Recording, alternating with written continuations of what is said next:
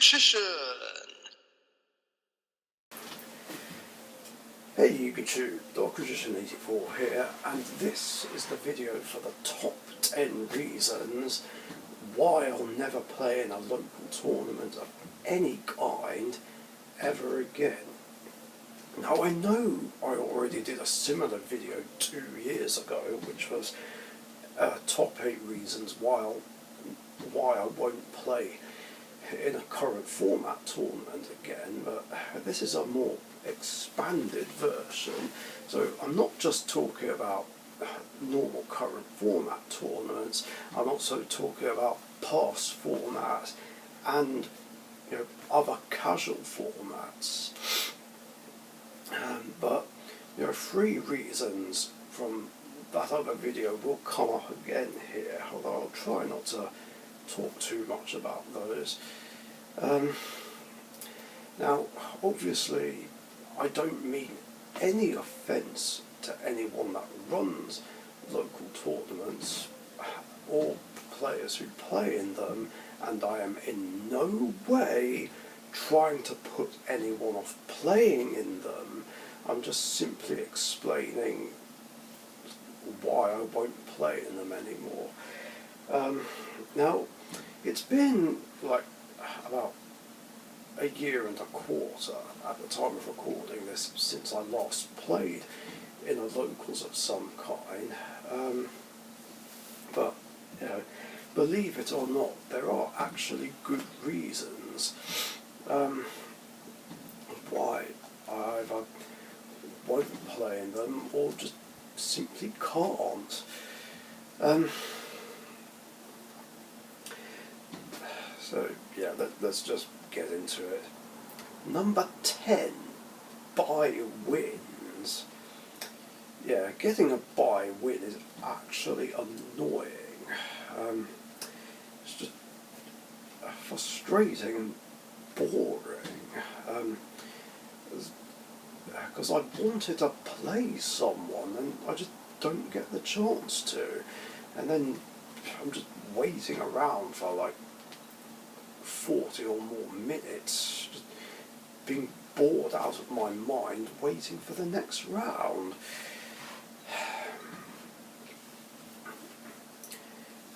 Yeah, and all because there's an odd number of players in said tournament.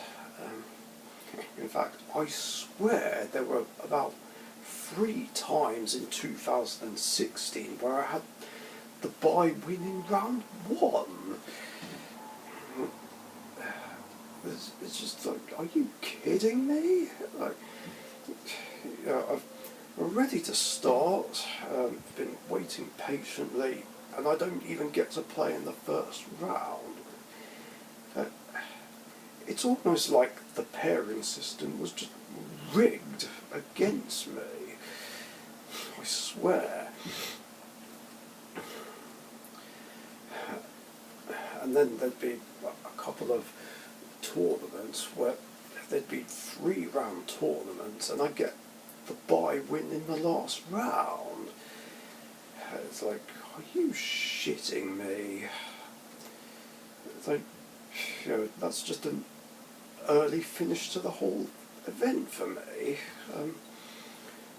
Again, I'm just bored out of my mind, not doing anything. So it's like, well, I might as well have just gone straight home. It's just absolutely ridiculous.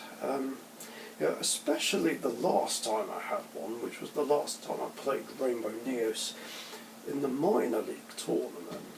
Because in the first round I had a bye, in the second round I had... No, sorry, not a bye. The first round I had a draw, the second round I had a loss, and then in the last round I had a bye. And again, I was like, are you fucking kidding me? I wanted to play someone and get a win and get some redemption. Because, the week before I just completely scrubbed out with the deck, and all because I made a huge misplay in round one that cost me the whole match.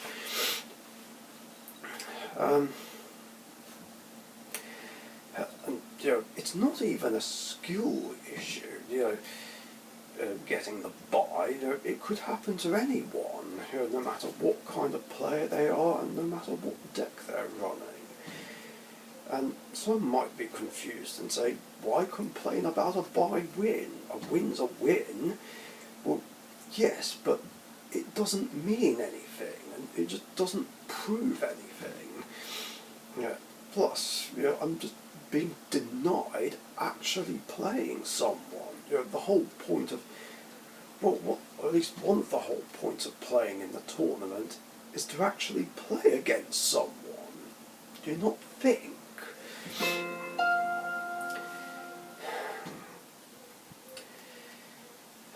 But, yeah, that's all there is to say about that.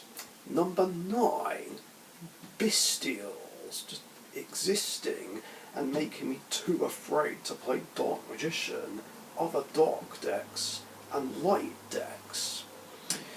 Yeah, I'm still traumatised from the occasions during a temporary return, like from November 2022 to January 2023, where Bestials kept banishing my Dark Magician.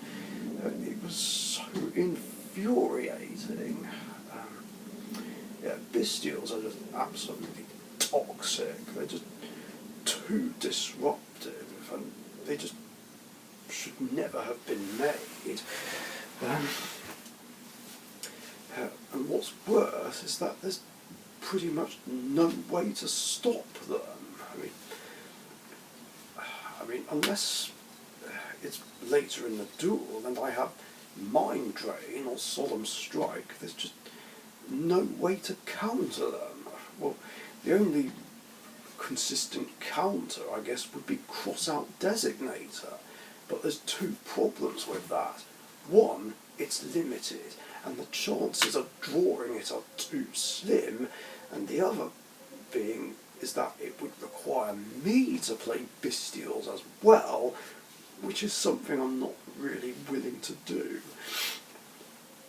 I mean, even if I just had them in the deck, but wouldn't actually use them. I mean, I know, obviously, Magnemite and Druis Worm are limited, at least they are at the time of recording, but the other level 6 ones are still at 3, so there's still a problem. I mean, I'm assuming Malice and Primite Blue Eyes play them. I mean, I'm not sure if there's anything else that would play them, but they're bound to pop up in some sort of competitive deck. More than likely Dragon Link, because that deck just won't fucking die, no matter what gets banned or limited from it. But light and dark decks just straight up auto lose to them. Especially Dark Magician, Red Eyes and Blue Eyes. I mean, at least Blue Eyes can recover thanks to Roar of the Blue Eyes, bringing a Blue Eyes White Dragon back from the banished zone, but otherwise Dark Magician is just fucked. I mean, if all 3 of them get banished, I just auto lose. And even if I did want to play Dark Magician, I'd have to run Burial from a different dimension and Pot of Acquisitiveness just to get my Dark Magicians back. I mean, they're not a hard counter to Bestials, but at least it's recovery power that can keep me in the game and make it so I don't straight up auto lose.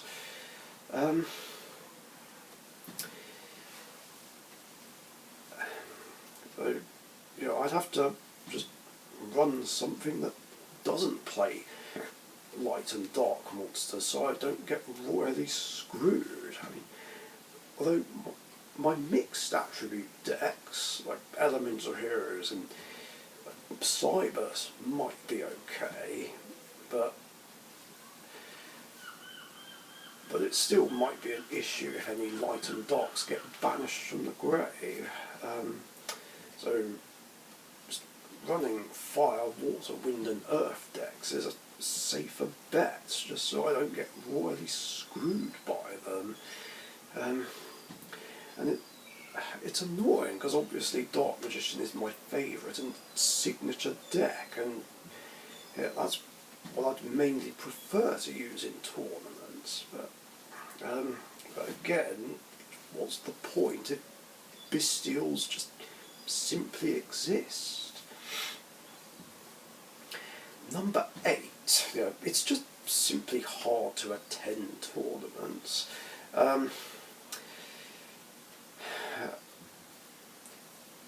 Or at least for the locals I used to go to.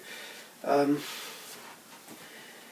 mean, if I wanted to go to Tabletop Republic, I'd have to leave on a Monday like a lot earlier than I normally do, just so I can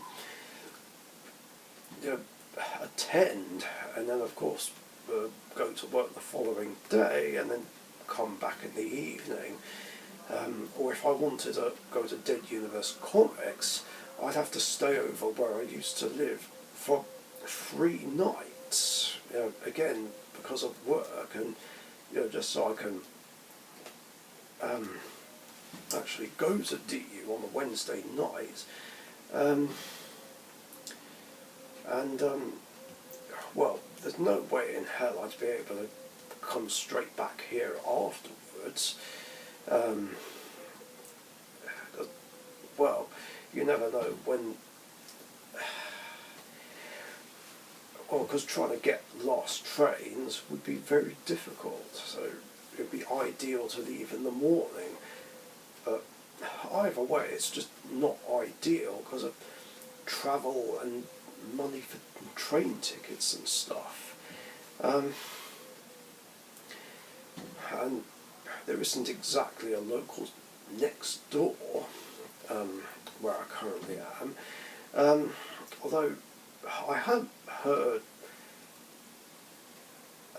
that there is one in Canterbury, and which is like a bus ride away, and I think there is still one in Ramsgate. I'm not quite sure, but again, that would require travelling by train,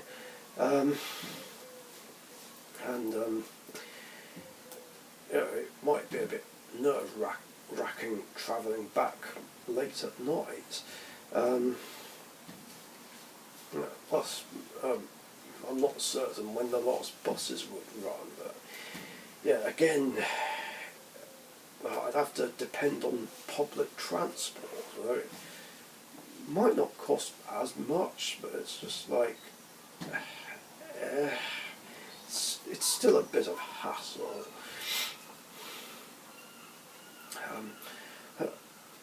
That being said, one day I will come back to Dead Universe Comics, obviously, just to see everyone and hang out, which is something else I forgot to mention. I mean, there's nothing really stopping me coming along to these events just to hang out with friends, old or new, and play casual games, but I just wouldn't be interested in playing in the event. And speaking of money, this brings me to number 7, money for travelling and entering. I mean, it's not just money for train tickets that is a bit of an issue. It's also the entry fee. £7 or £9 is just too much, especially if you end up just completely scrubbing out and not winning any games. Even if I just win one, it still didn't feel that much worth it.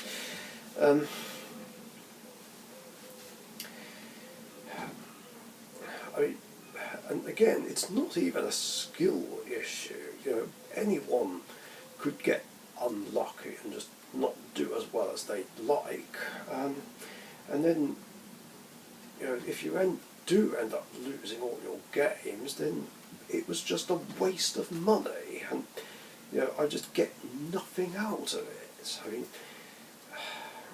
well, except maybe one or two enjoyable games. But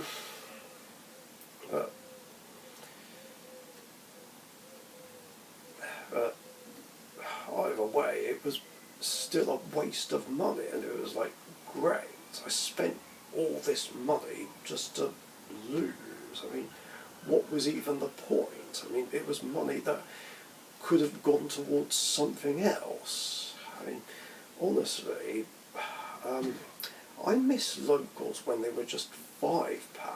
I mean, I honestly think £5 is more reasonable. It still feels worthwhile, like no matter how well or how badly you did. Now, I know, you know, high entry fees could be down to prize support, or it could be because the government have increased the prices of everything, which is fucking bullshit, but still, you know, £7 or £9 is just too much. I mean, it's not as outrageous as how much it would be for a regional or the nationals or what have you. I mean, when I entered the nationals back in 2011 and entered the last regional I played in back in 2012, entry was £15. Although it might have gone up since then. I mean, it's probably like £20 or £25 for all I know, but still.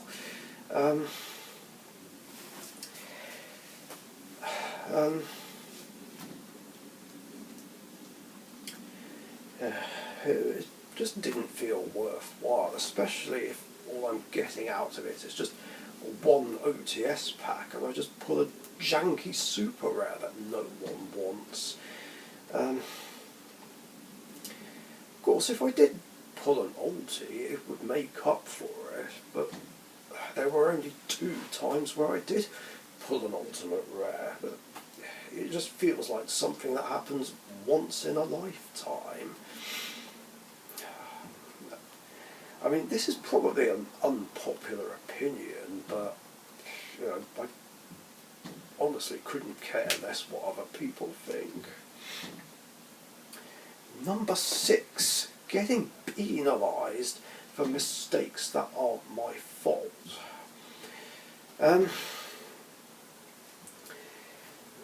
Or at least just generally given shit over it. Now, I haven't been penalised per se, but there were 2 occasions where I've been given shit over it. But luckily, with one, the game state was able to be reversed, whereas on another occasion, it was filmed and the mistake was pointed out way too late, and I got given shit over it. But, yeah, I just don't agree with it. I mean, I think it's unfair, you know, getting punished for a game state mistake that the opponent made while I didn't. Now, obviously, don't get me wrong here. I know that it's the responsibility of both players to make sure the game state is correct. You know, I know that.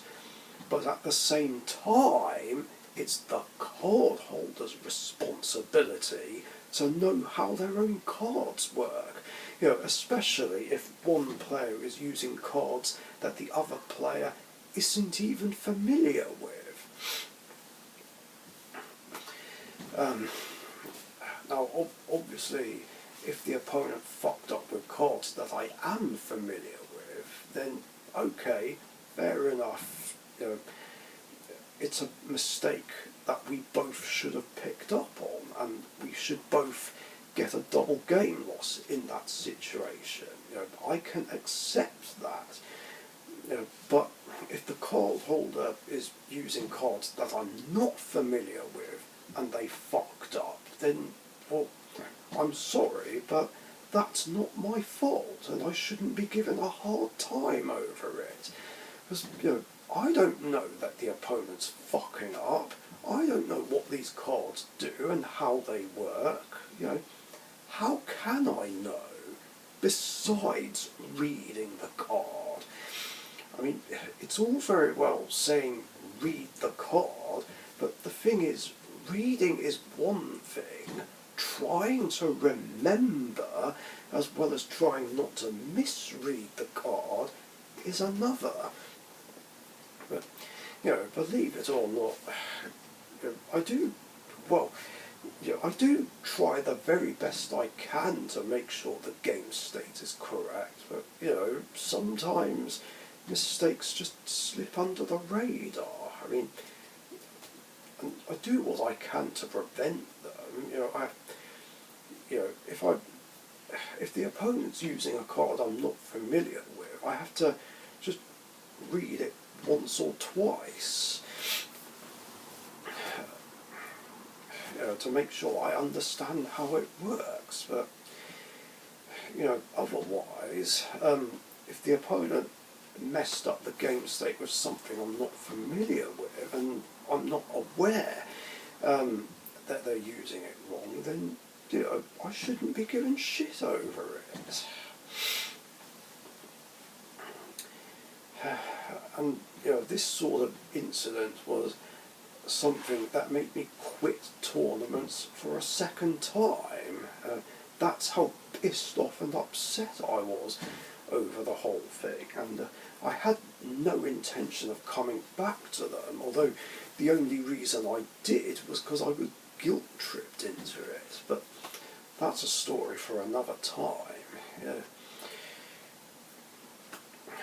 But, I mean, it's a rule that I agree with to an extent, but, you know,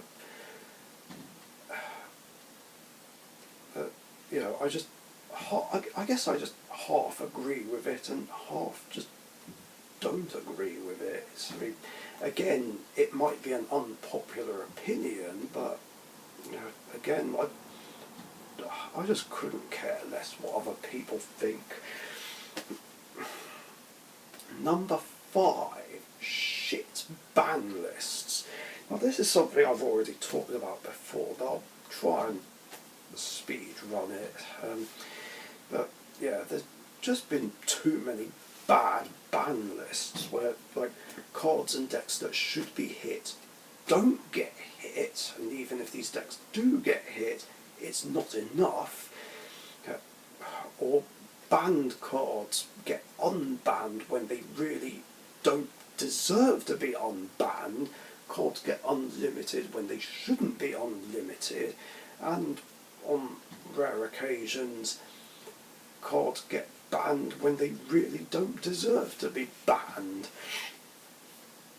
You know, and even if annoying cards and decks do get hit when they should be hit, it does nothing, because something equally as annoying, or even worse, always comes along and just continues the annoying cycle where formats are dominated by degenerate bullshit that just doesn't let you play the game, which just makes it pointless to even have a ban list. And, you know, the whole point of a ban list is to just get rid of degenerate bullshit that just stops the game being fun and stops you from being able to play the game. But,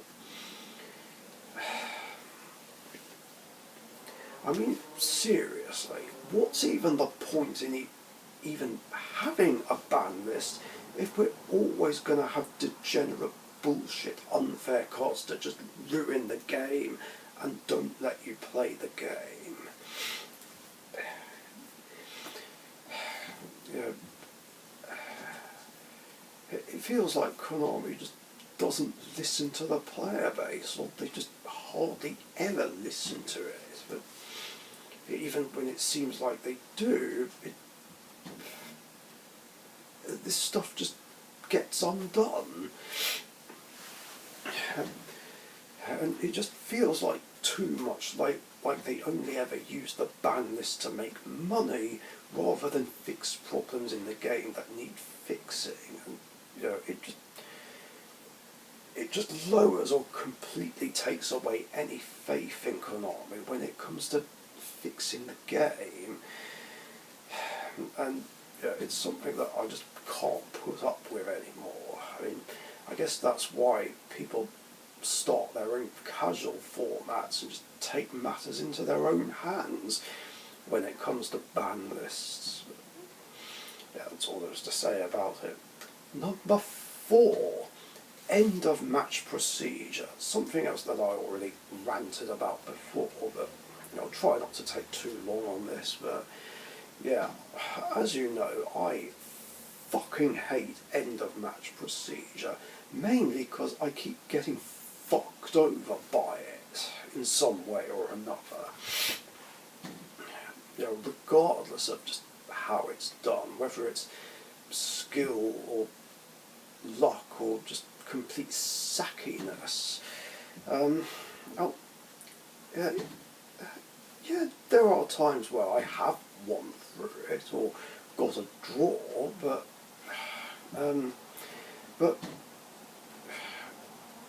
pretty much every other time I just get fucked over by it. It just really pisses me off. You know, it's just a stupid bullshit rule. You know, whether it's the 4-turn rule, 5-turn rule, or whether a winner has to be decided at the end of a turn phase.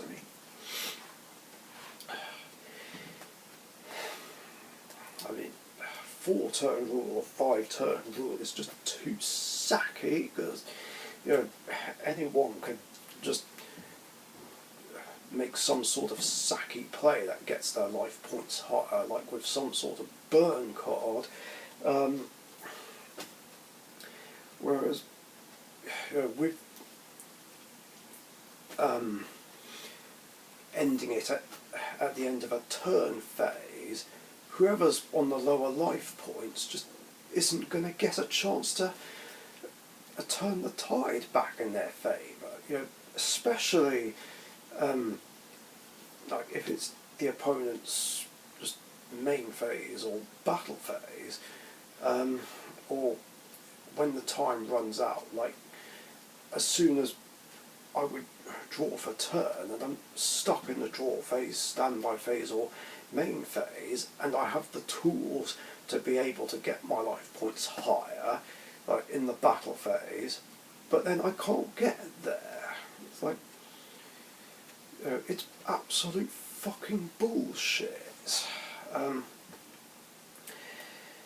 mean, yeah, 4-turn rule or 5-turn rule is sacky, like I said, but I would much rather have those rules than, you know, the end of phase rules any day.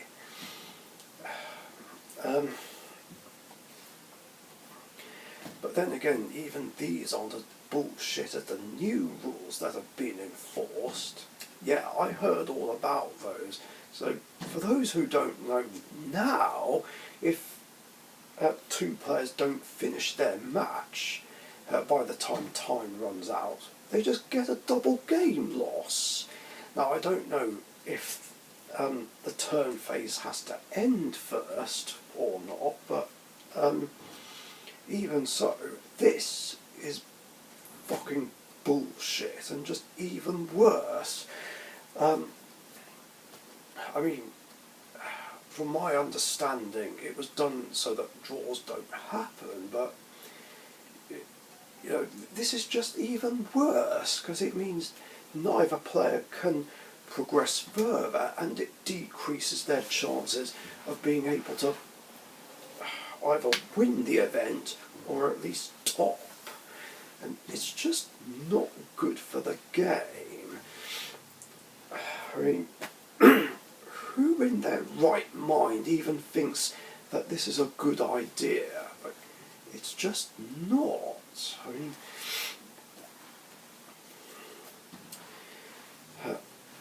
and again, it's not even a skill issue.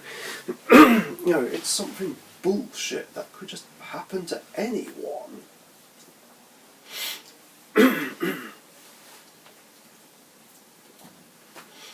So, yeah, even this by itself would just make tournaments off-putting.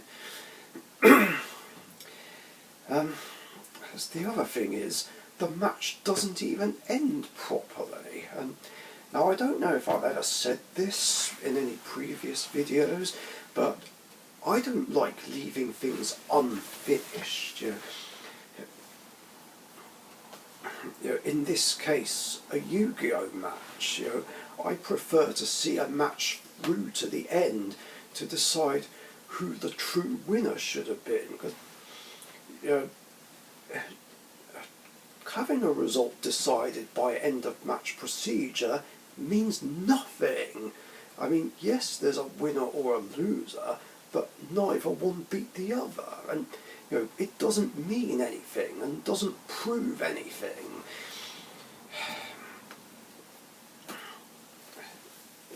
So it's like, yeah, you won, but you didn't beat me, or vice versa.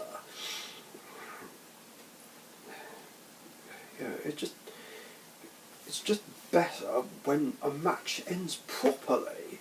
Now, I know this rule is needed and it's a necessary evil to end the round and move the tournament along, but that doesn't mean I have to like it or agree with it. Again, probably an unpopular opinion, but I'm just saying how it is. Number 3, arguments. Of course, it does depend what kind of argument, but usually it would be regarding how a card works, or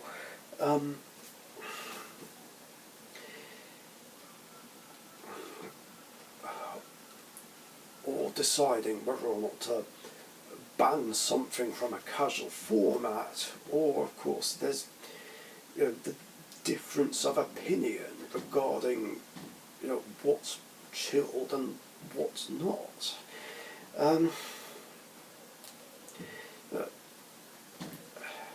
But regarding arguments on how a card works, I mean, yeah, this could happen outside of tournament play, but that's not the point, and it doesn't happen all the time, but when it does, it's just really fucking annoying. And this is actually one of my dueling pet peeves. I mean, either the opponent assumes I'm using one of my own cards wrong, even though I'm not, or they're using a card incorrectly, and they're trying to argue that they're right, even though they're not. Yeah, it just really pisses me off, and this sort of argument is just exhausting. I mean, naturally a judge will come along and sort it out, but it just really pisses me off when people don't believe me when I explain how a card works and how it doesn't.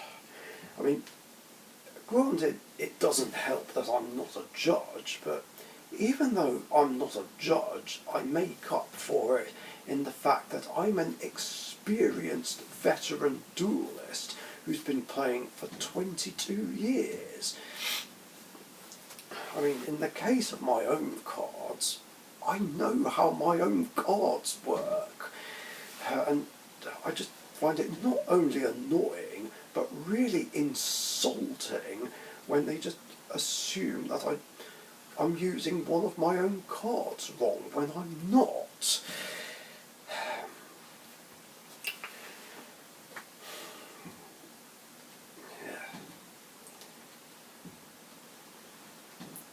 It's enough to just give anyone a headache and just wear them down.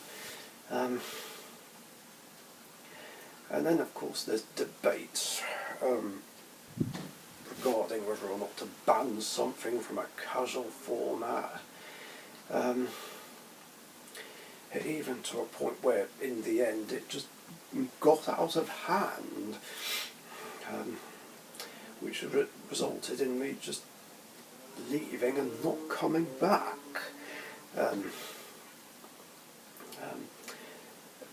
Then again, this happened 3 times, but the 3rd time was just the final straw, and when I felt like it got out of hand. And yeah, this was basically Monarch Gate, where certain people gave me shit for hating monarchs, even though I didn't bring up the subject of monarchs, and didn't even ask for them to be banned, because someone else came up with the idea of just emergency banning them, and all I did was agree, voice my own opinions, and I get given shit over it. Even to a point where they would try basically making me feel like I'm not allowed to have any opinions of my own.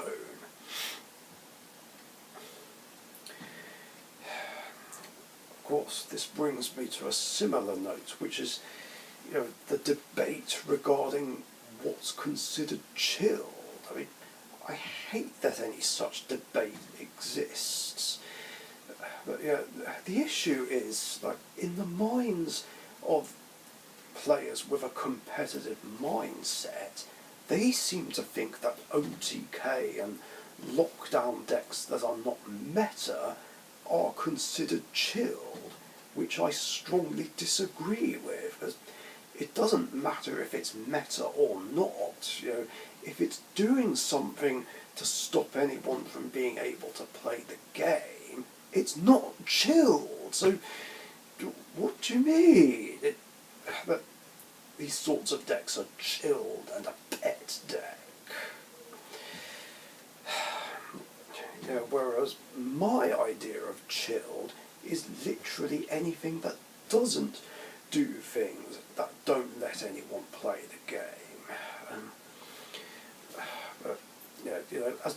This might come as a shock to a lot of players, but some of us want to actually play a game of Yu-Gi-Oh! And not get gamed turn 1 before they've had a chance to do something, or have their decks completely locked down by negates and floodgates, so we can't do anything at all. Otherwise, it's not fair. If I wanted to play against this kind of bullshit, I might as well have carried on playing in the normal tournaments and carried on playing in the normal current formats.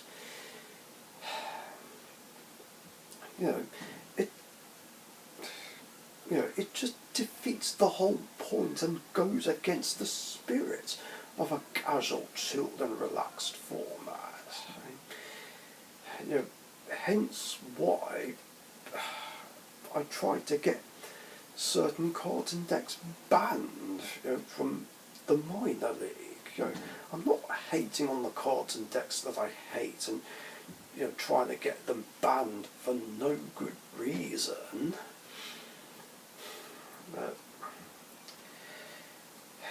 But yeah, in the end I just got fed up of the arguing, and like I said before, I'm just sick and tired of Yu-Gi-Oh! Arguments of any kind. They're just exhausting, and they just create unnecessary drama. And I just can't put up with it anymore. In fact, on a similar note, this brings me to number 2, the 4 people who just straight up antagonised me for no good reason. I mean, 3 people just antagonising me for hating monarchs, and that other arsehole who basically got the wrong idea of why I left and just straight up judged me and just tried to make me look bad and make out like I'm the bad guy, when in actuality I didn't even do anything wrong. But yeah, I'm not going to go into the details. I already have done in previous videos, but yeah, they just really pissed me off and upset me so much that I just refused to be in the same room as them. Like all four of them just basically made me feel like I'm not allowed to have any opinions of my own. It's ridiculous. And you know, I'm just not going to put up with that shit anymore.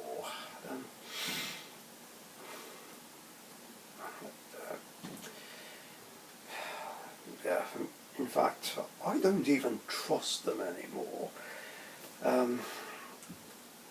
Yeah, that's how much they pissed me off.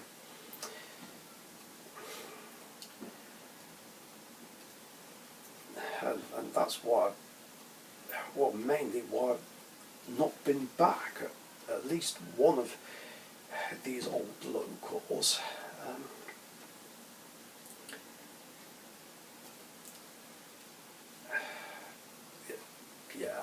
There's not much I can say that I haven't said already. So this brings me to number one: cards and decks that don't let me play the game. Another one I already went over, but yeah. But yeah, whether it's OTK decks, FTK decks, lockdown decks, regardless of whether you consider them controlled or stun, or just bullshit hand traps that basically stop your plays to a point where it either ends your whole turn or causes the scoop phase.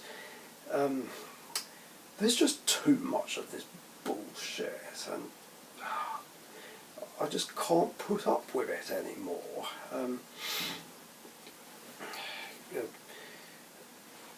I mean, like I said, ban lists just don't do anything, or just don't do enough, and you know, it just fuels the problem that this game has, which is just simply playing to not let the opponent play, and you know, I just don't agree with it. You know, there's just too much of this bullshit just being played by players who take the game way too seriously, and you know, are just being tryhards, just only caring about winning, and winning in a cheap, easy way, rather than playing for the fun of it. You know, and I don't want to hear or read anyone say, oh, so what, am I just supposed to lose all the time? Just, no, that's not what I'm saying. That's not what anyone's saying when they mention about tryhards. You know, they're taking this completely the wrong way. I mean, no one is saying that you're supposed to lose all the time. You know, I know the whole point of a tournament is to win it. I'm just simply saying that playing to not let the opponent play is just too extreme. It's just too much and too aggressive. And I just don't agree with it.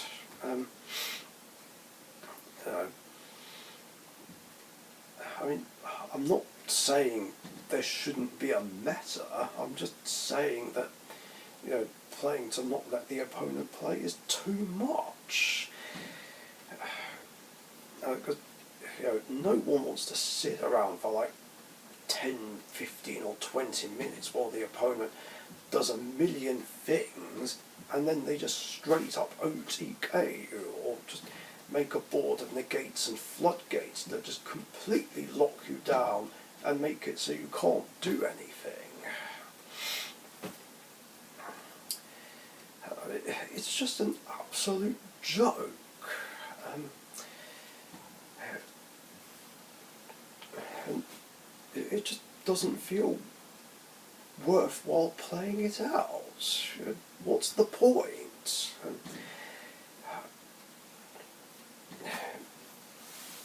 I mean, even if you have counters and outs to this degenerate bullshit, that doesn't mean you're always going to draw the out.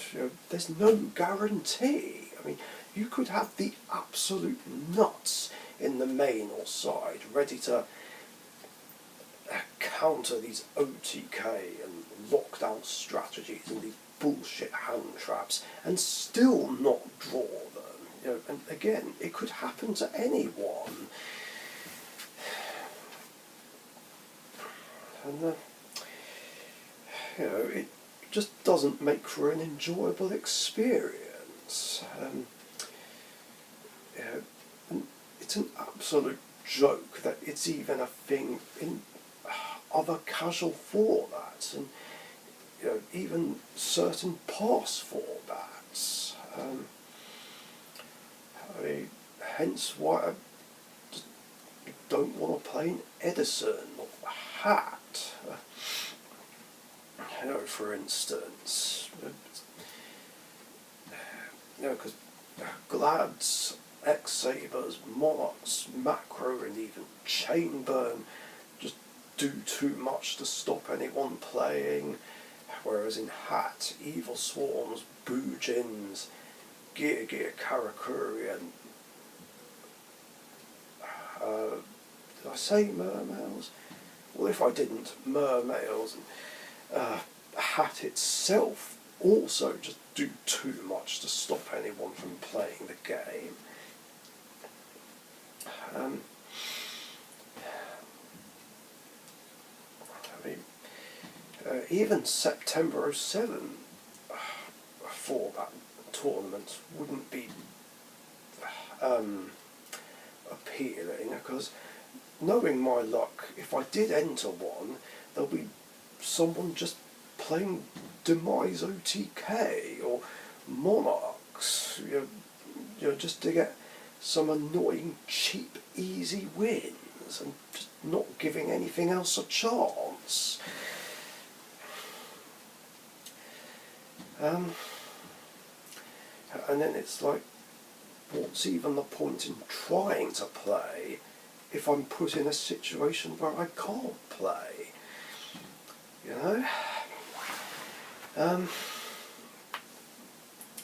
But yeah, that's basically going to do it. That's going to cover these reasons. And yeah, that's all I've got for this one. Thanks for watching. Thank you very much for watching. Be sure to subscribe to the Dark Magician YouTube channel.